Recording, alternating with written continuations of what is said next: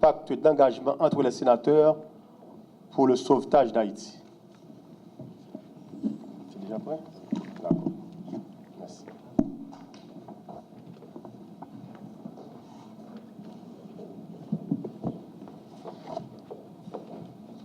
Vu les articles 12, 13, 14, 15, 15-1, 15-2, 16, 17 et 18 du règlement intérieur du Sénat de la République, considérant un pacte d'engagement entre les sénateurs en faveur d'une reconduction du bureau du Sénat ayant siégé du 18 janvier 2012 au 15 janvier 2013, considérant la procuration des sénateurs dont les noms suivent: sénateur Polycarpe pour sénateur Jean-Willy Jean-Baptiste, sénateur Wisner Polycarpe pour sénateur Maxime Romer, sénateur Polycarpe pour sénateur Moïse Jean-Charles, par décision de la conférence à l'extraordinaire des présidents de commission du Sénat le 15 janvier 2013. Nous, sénateurs de la République, adoptons la résolution suivante. Le bureau est reconduit pour mener les destinées du Grand Corps et se compose ainsi: sénateur Simon Dieuseul-Dera, président; sénateur Richer Andris, vice-président; sénateur Steven Irvenson Benoît, premier secrétaire; sénateur Joseph Joël John, deuxième secrétaire; et sénateur Fritz Carlos Lebon, questeur.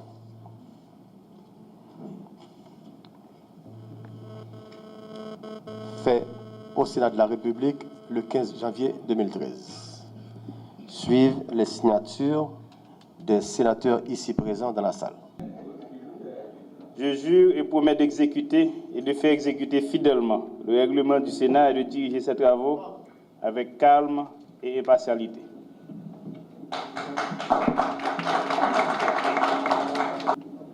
Moi, juré pour m'exécuter, faire exécuter le règlement intérieur Sénat et m'ajouter tout que m'a défendre les intérêts du Parlement et sans parti pris. Je jure et promets d'exécuter et de faire exécuter le règlement du Sénat et de diriger ses travaux avec calme et impartialité. Je jure et promets d'exécuter et de faire exécuter fidèlement le règlement du Sénat et de diriger ses travaux avec calme et impartialité. Je jure et promets d'exécuter et de faire exécuter fidèlement le règlement du Sénat et de diriger ses travaux avec calme et impartialité. J'interprète le renouvellement du mandat du bureau avec humilité et un sens élevé de responsabilité. Les pouvoirs dont nous sommes investis par les suffrages de nos pairs consacrent notre vocation au service des intérêts du peuple haïtien et de l'institution parlementaire. J'adresse au nom du bureau mes plus vifs remerciements aux doyens d'âge et aux sénateurs Genot qui l'ont accompagné pour leurs prestations et leur savoir-faire dans l'application des articles 12, 13, 14 et suivants du règlement intérieur du Sénat traitant de l'élection du bureau.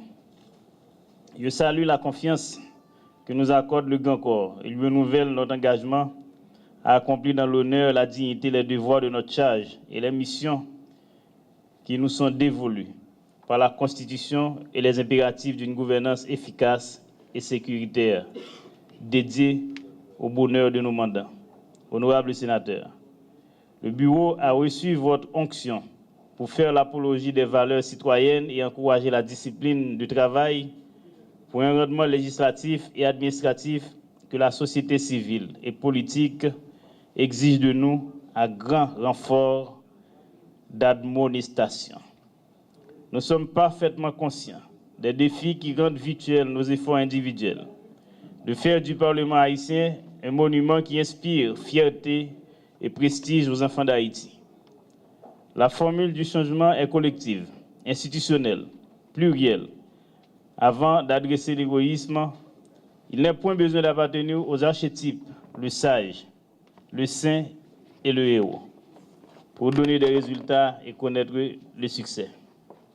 Père conscrit, le Sénat doit construire le pouvoir législatif.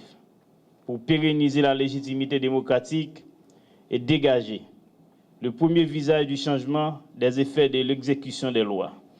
Le grand corps, par le truchement de la conférence des présidents, est requis de planifier le travail législatif et de voter des instruments qui revêtent le caractère de politique sociale, économique, environnementale, sanitaire, partielle, complémentaire de la politique législative globale du gouvernement.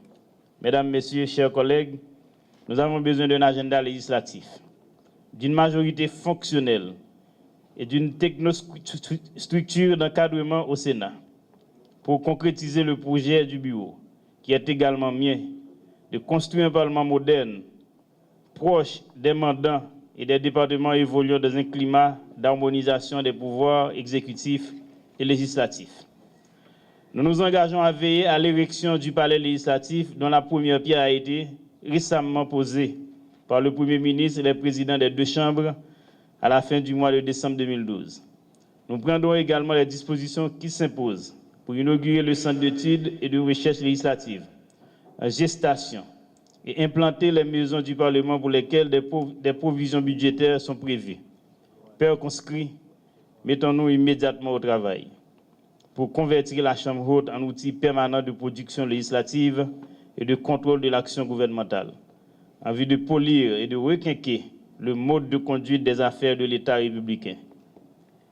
Que Allah bénisse Haïti ainsi que nos travaux